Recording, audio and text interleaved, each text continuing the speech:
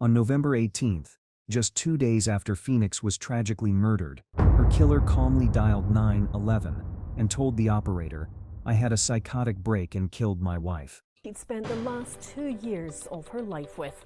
Methven is tonight starting a 23-year sentence after he brutally attacked and killed Phoenix Spencer Horn.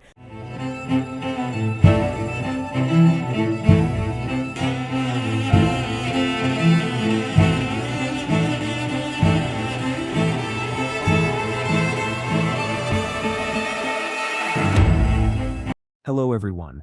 Today we're going to look into another deeply disturbing case.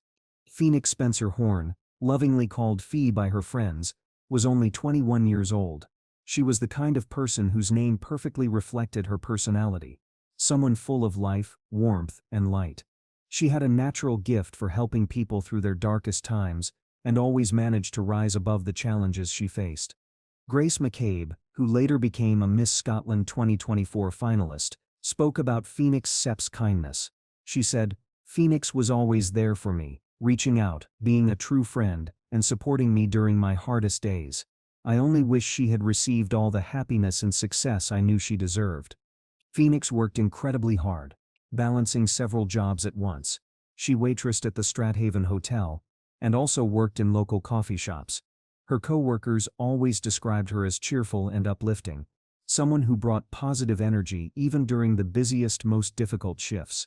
At just 21, Phoenix was standing at the beginning of what should have been a bright and meaningful future.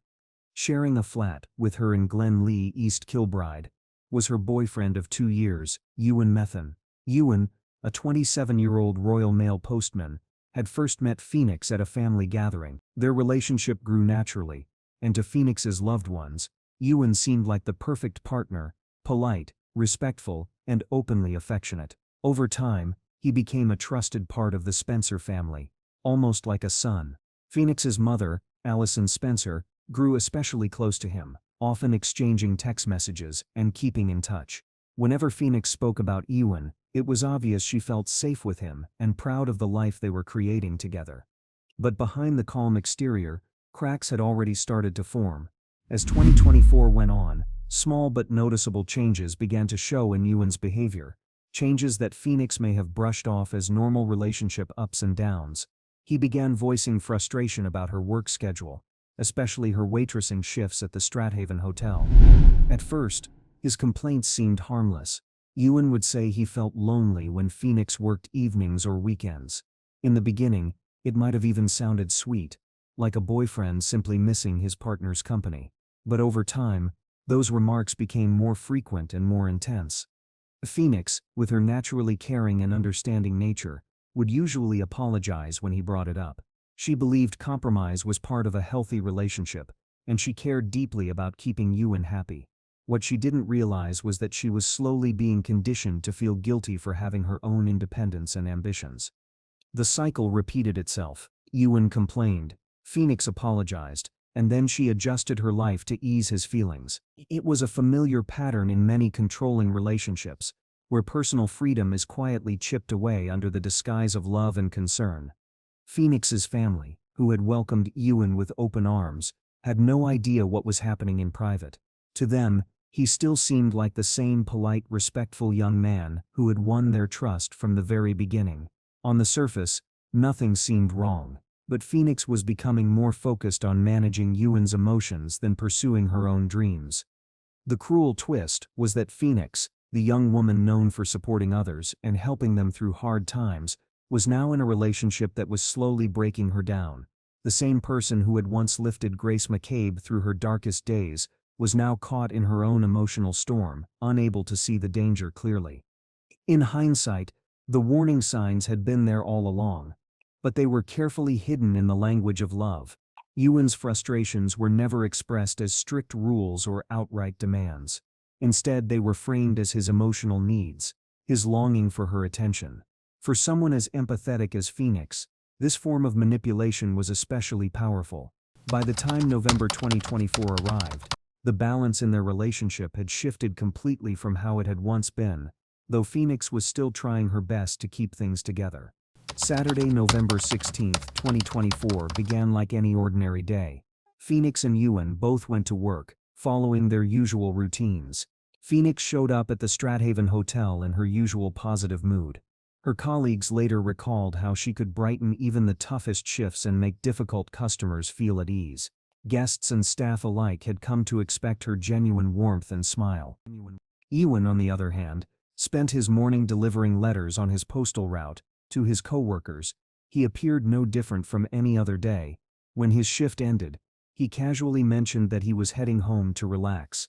At the time, it sounded like a normal comment, but in light of what was to come, those words would take on a chilling meaning. While Phoenix was busy serving customers at the hotel that afternoon, something darker was forming in Ewan's mind. In the middle of her shift, she received a text message from him, a message that would later become an important piece of evidence in piecing together what happened. Ewan once again complained that her waitressing shifts left him feeling lonely.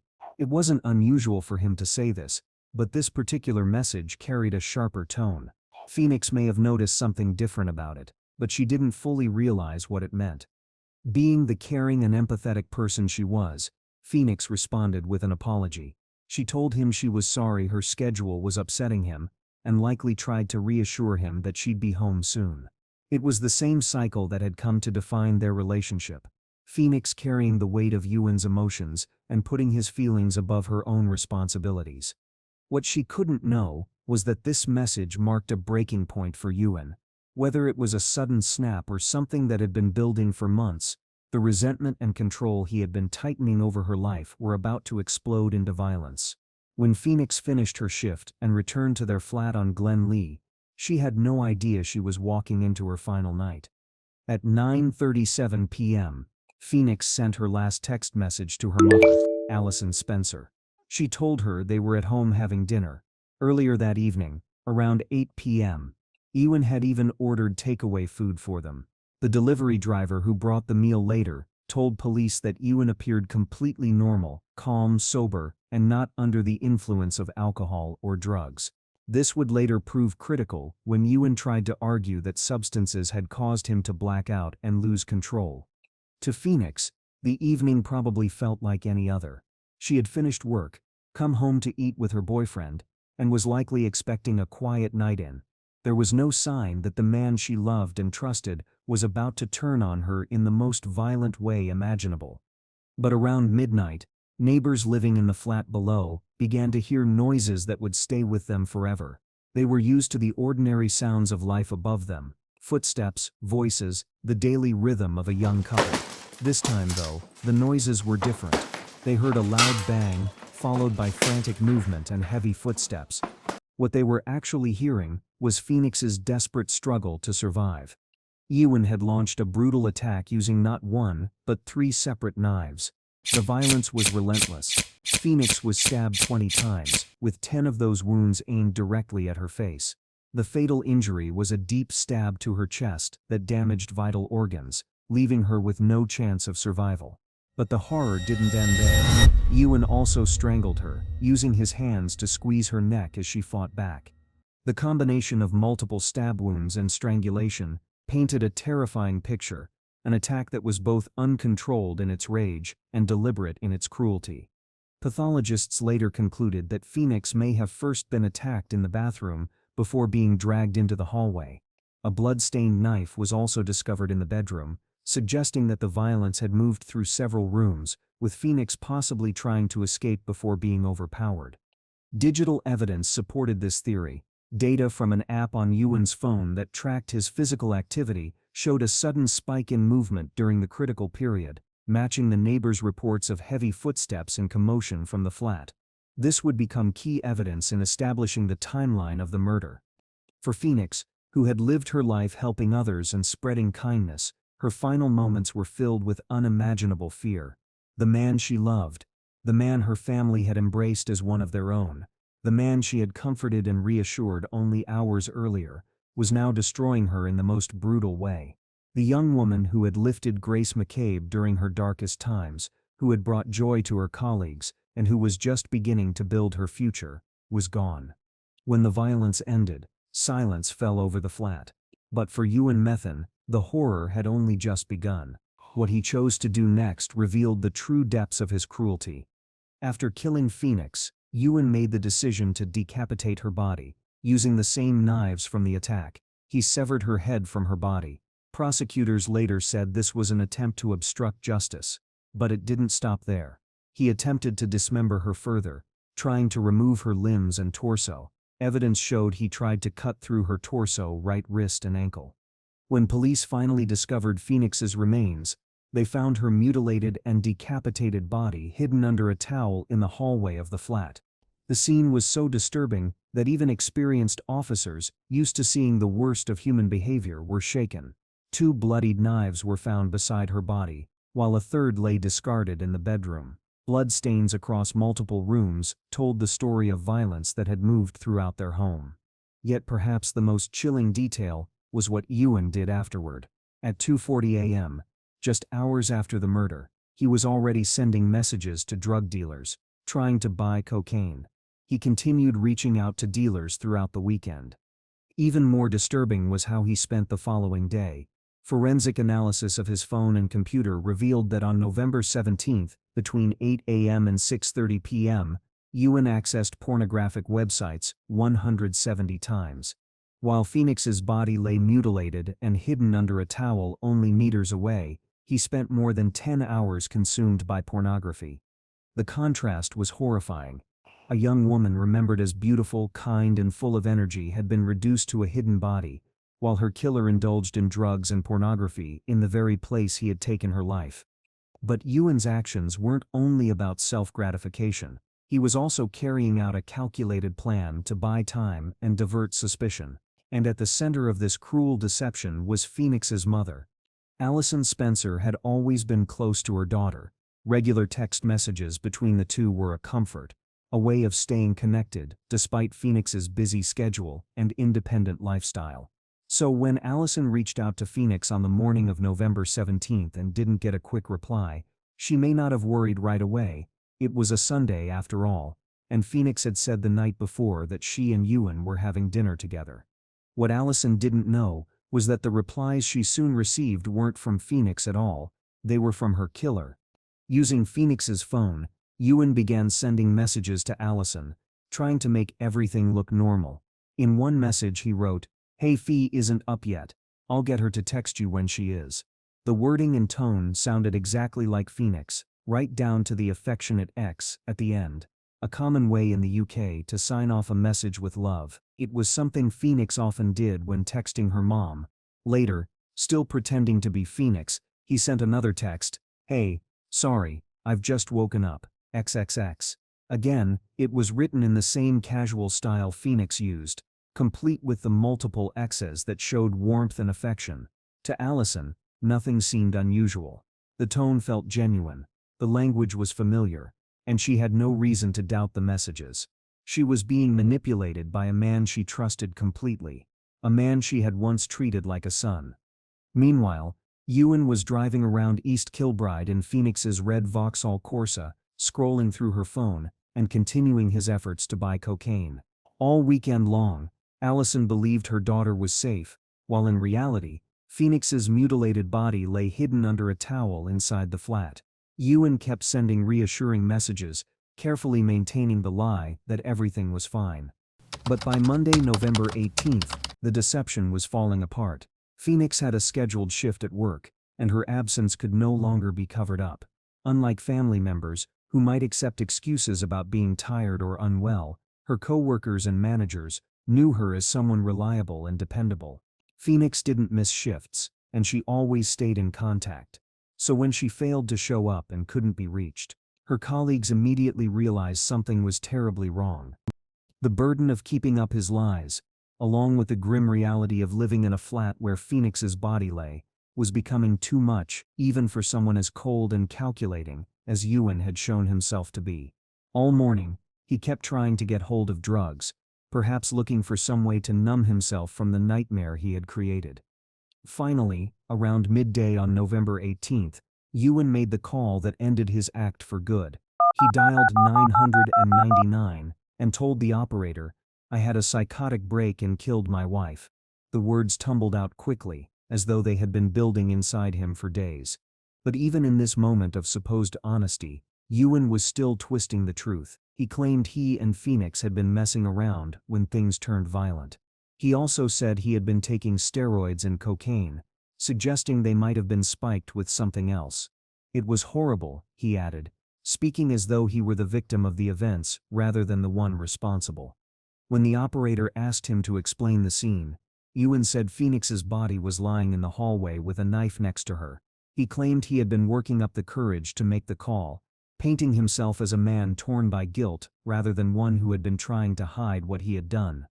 Perhaps the most telling moment came when Ewan was put through to a senior officer. He said, "I just want to go to jail. I'm not violent. I've been out of my mind. I can't remember what happened. I've been driving around all weekend." These statements made one thing clear. He was still trying to downplay his responsibility and build a story that might earn sympathy. He wanted to be seen as someone who had broken down, not as the man who had deliberately planned and carried out a brutal murder. When officers arrived at the flat on Glen Lee, they were confronted with a scene that would stay with them forever. They thought they knew what to expect after hearing his confession. They knew a young woman was dead, and they were walking into a crime scene. But the reality of what Ewan had done to Phoenix was far worse than they imagined. Phoenix's mutilated, decapitated body was discovered under a towel in the hallway of the home she had shared with her killer. The sight was so horrifying that even seasoned police officers struggled with it. When they arrested Ewan, his calm behavior shocked them. This wasn't the reaction of a man consumed by regret or horror.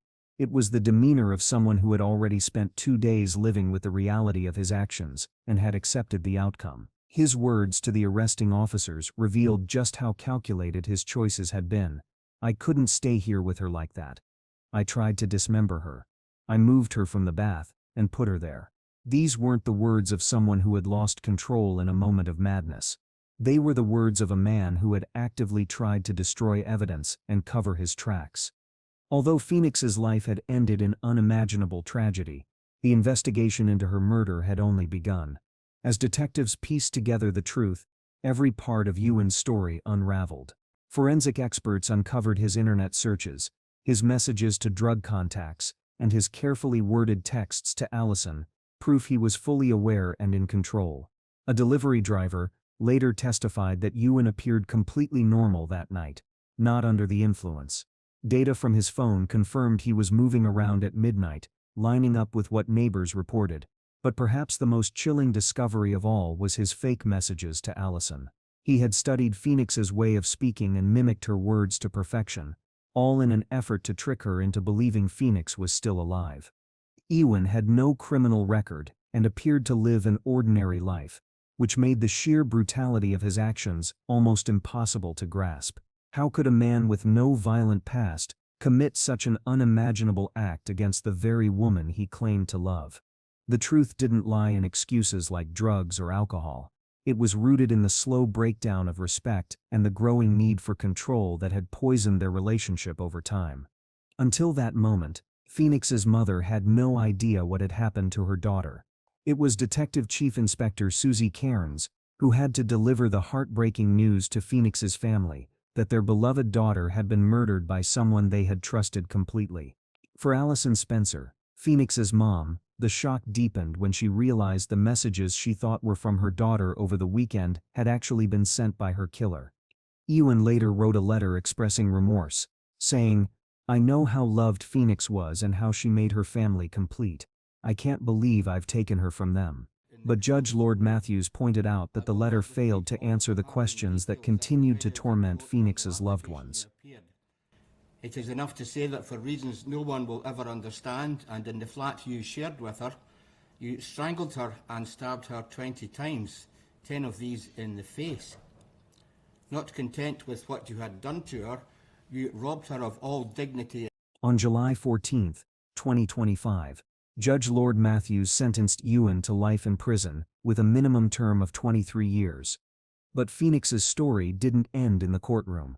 Her family turned their grief into action, donating thousands of pounds raised through a fundraiser to Women's Aid services across Scotland. Women's Aid Glasgow shared a powerful message. Her name, Phoenix, now stands for more than loss. It stands for action, for change, for refusing to let her story end in silence. This is what it means to rise from the ashes. Phoenix was only 21 when her life was cruelly taken by the man she trusted. Methen may be eligible for parole at 50, but for Phoenix's family, the sentence is forever.